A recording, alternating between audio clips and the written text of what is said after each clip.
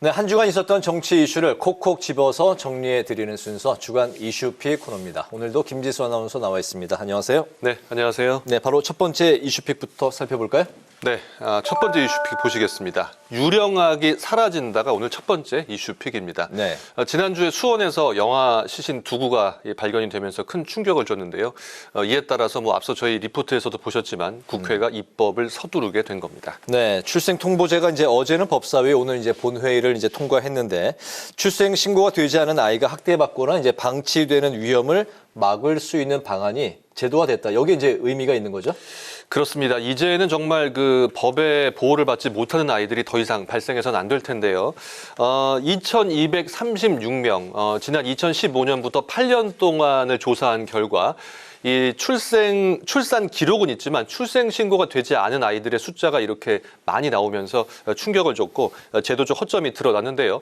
국회가 오늘 본회의를 열고 이 출생 통보제를 담은 가족관계 등록법 일부 개정안을 제적의원 267명 중에서 266표의 찬성으로 가결 처리했습니다. 그동안은 부모가 주민센터에 가서 출생 신고를 하지 않으면 이 정부가 신생아의 존재를 알 길이 없는 이런 황당한 상황이 지속되고 있었는데요. 하지만 이제 출생 통보제가 입법이 완료되면서 부모뿐 아니라 의료기관도 아기의 출생 사실을 의무적으로 지자체에 통보를 해야 됩니다. 다만 법안이 공포된 후 시행되는 것은 1년 후가 되는데요. 의료기관이 심사평가원, 심평원의 출생 사실을 신고하기 위한 출생정보 등록 시스템을 구축하는 데 시간이 필요하기 때문입니다. 그렇군요. 바로 그 1년의 유예 기간 동안 그 보호 출산제도 함께 논의를 한다고요? 네, 그렇습니다. 출생통보제가 단점이 있기 때문인데요. 임신하고 출산한 사실이 주변에 알려지기를 꺼려하는 그런 친모가 있을 수 있기 때문입니다. 이런 경우에 이 병원 밖에서 아이를 낳게 되고 이 아이 또한 이제 법의 보호를 받지 못하게 되는데요. 이를 보완하기 위해서 출산 시 익명성을 보장하는 보호출산제를 도입하고 미혼모들의 지원을 강화해야 한다는 목소리가 나오고 있습니다. 이에 여야는 출생통보제의 1년이라는 유예기간이 있는 만큼 이 보호출산제를 위해서 공청회를 여는 등 관련 입법을 서두르기로 했습니다. 네. 그런데 이번에 그 수원에서 영아 시신이 발견된 사건과 관련해서 좀 법적 허점이 이제 드러나지 않았습니까? 네. 영아 살해죄가 우리가 좀 생각하는 것보다 처벌이 상당히 약하다고요. 그렇습니다. 처벌 수위가 상당히 약한데요. 그 이유가 이와 관련된 형법이 70년 동안, 무려 70년 동안 개정되지 않았기 때문입니다. 형법을 보면 분만 중 또는 분만 직후에 영아를 살해하면 10년 이하, 이 10년 이하의 징역에 처하는데요. 살인은 5년 이상의 징역, 무기, 또 사형까지 할 수 있습니다. 일반 살인죄에 비해서 영아 살해죄가 상당히 형량이 낮은데요. 이렇게 영아 살해의 처벌이 약한 이유는 영아 살해죄가 1953년도에 만들어졌기 때문입니다. 당시에는 6.25 전쟁 직후에 극심한 가난으로 인해서 아이를 제대로 키울 수 없는 시대적 현실을 고려할 수밖에 없는 상황이었고요. 그래서 이제 형량이 낮았던 것인데요. 이에 따라서 영아 살해죄의 형량이 너무 낮다는 비판 여론이 나오면서 우리 국회가 좀 이 부분에 있어서도 입법을 서둘러야 한다는 목소리가 나오고 있습니다. 네, 무려 70년 동안 영아 살해죄가 방치돼 있었다. 그 표현이 맞을 것 같은데 좀 그렇습니다. 놀랍습니다. 자, 두 번째 이슈픽 어떤 내용인지 또 살펴볼까요?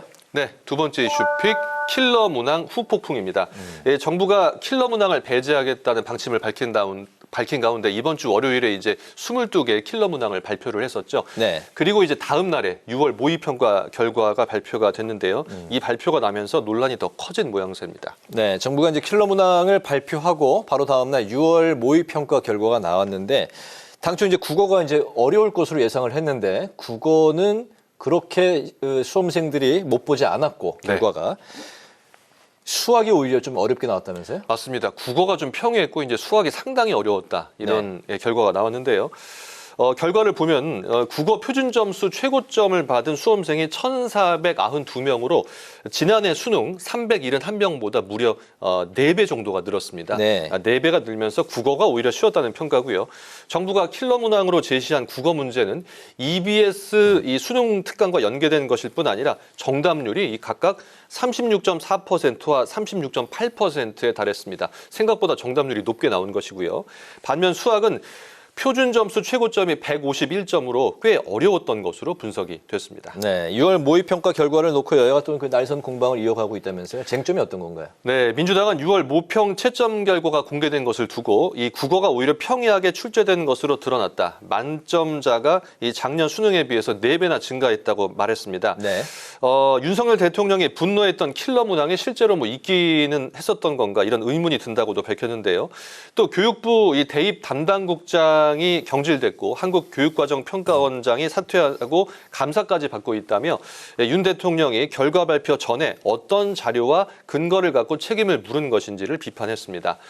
반면 국민의힘은 킬러 문항을 배제하겠다는 정부의 방침에 분노하는 사람들은 이 킬러 문항으로 부당 이득을 취해온 사교육 카르텔이다 이렇게 지적을 했고요.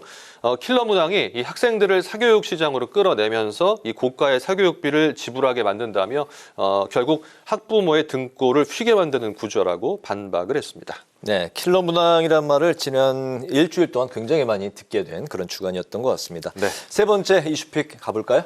네, 세 번째 이슈픽 먹방 대 단식입니다. 이제 오염수 방류가 아마 7월 초로 지금 예상이 어느 정도 되고 있는데요. 그렇죠. 네. 그러면서 여야가 수산물 먹방 그리고 단식을 통해서 이 극한 대치를 이어가고 있는 상황입니다. 네, 말씀하신 대로 오염수 방류가 이제 임박하면서 여야 대치도 이제 굉장히 심해지고 있는데 특히 먹방과 단식의 뭐 이렇게 약간 대결 양상이라고 할까요? 예, 국민의힘 김기현 대표 월요일에 경북 성주를 방문해서 참외를 시식했습니다. 최근 사드 기지에 대한 환경 영향 평가 결과가 나왔는데요. 기준치 전자파가 기준치의 0.19% 수준에 그쳤다는 결과를 부각하면서 이 사드 사태가 오염수 미리 보기와 다름이 없다는 것을 보여주기 위한 것이었고요. 뭐 그 이전부터 국민의힘 지도부가 노량진 수산시장이나 송파구 가락 수산시장을 방문해서 생선 회를 먹는 모습을 연출하기도 했습니다.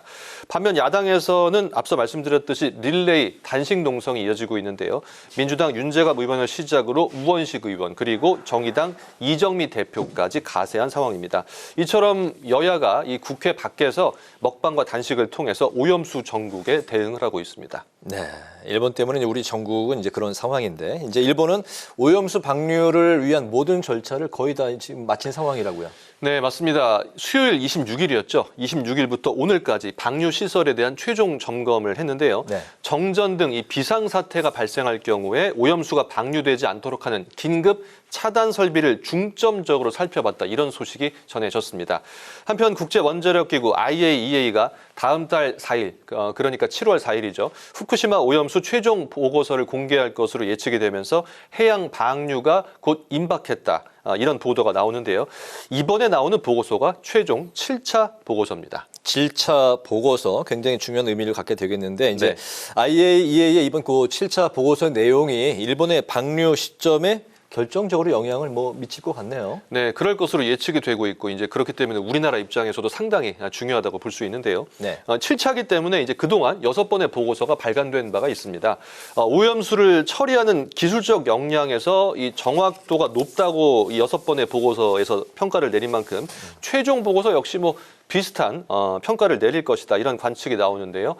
이 IAEA의 보고서가 최종적으로 일본의 손을 들어줄 경우에 7월 4일 이후 최대한 빠른 시일 내에 오염수가 방류될 것으로 예상이 됩니다만 뭐 일본 자국 내에서도 반발이 있지 않습니까? 네. 일본 자국 어민들이 반발하고 있고 뭐 우리나라나 또 주변국들에서도 반대 여론이 있기 때문에 이를 살피면서 이 최종 방류 시기를 결정할 가능성이 높습니다.